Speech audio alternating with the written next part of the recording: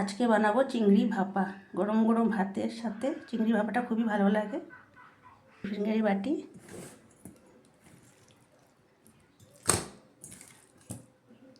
একসাথে বেটে নিয়েছি নারকেল, সর্ষে আর কাঁচা লঙ্কা।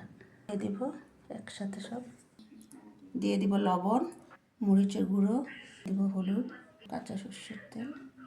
একসাথে মাখবো। এখন একটু জল দিয়ে দেবো।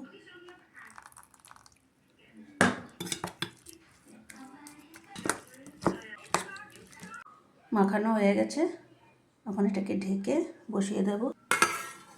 কড়াইতে বসিয়ে দিয়েছি জল, তারপরে বসিয়ে দেবো, এটা স্ট্যান্ডটা বসিয়ে দেব।